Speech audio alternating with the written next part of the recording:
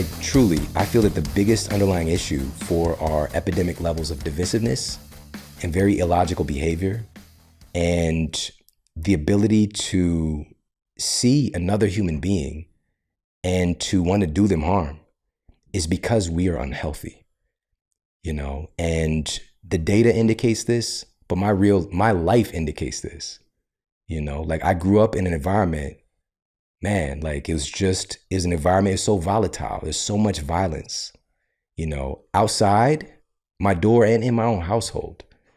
And to see how I've changed, because I was a reflection of that environment.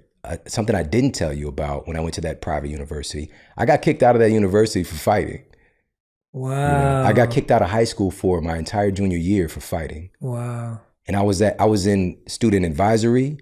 I was teenage health consultant, which was this little health program. I was in Inroads, which was I was able to take college credit. You know, it was the first year that it was popping off with St. Louis University. I was a scholar athlete. I was all these things. It didn't matter. You know, I got in this situation where I felt threatened and I resorted to that behavior, you know, and every day in the morning, you know, I'm going in, I'm getting the cereal, I'm getting the, you know, the pasteurized orange juice. I'm eating pizza pretty much every day at lunch with a pretzel with cheese, you know, and just like I'm making my body out of this really low quality material, right? And so the crazy thing was, once I got physically healthier, I started to see people differently.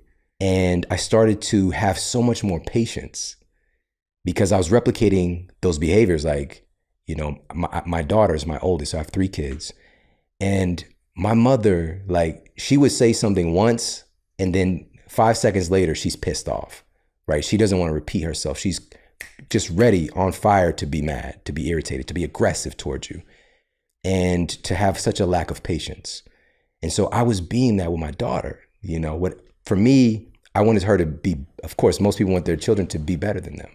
And so when she was in kindergarten, I was getting her like 2nd and 3rd grade work, and we would sit around a table and all this stuff. And just imagine like the lack of patience that I had. And she, you know, graduated with honors, all that stuff. But, you know, just what she had to deal with. And even then, it wasn't like bad, but still just like the level of patience that I have now for my youngest son is 10. It's night and day. It is night and day because I'm physically healthier and it's not a struggle. It's not a reach for me. Now, here's the rub. It's not that we can't express compassion or the perspective take or to express patience when we're unhealthy. It's just harder. Yeah, exactly. And I think we've all experienced that, right? Like, I think we all know that when you're hungry, you react differently to everything. And I think we've all experienced the irritability when you feel like your body's like exhausted or malnutritioned, you're going to be more irritable, you're going to be more agitated. I think we know that. Most people would say, yeah, I know exactly what that feels like. And this is why I like the connection you're making. And I agree with you even more is I've spent so long with people where they keep trying to solve the issue in their head.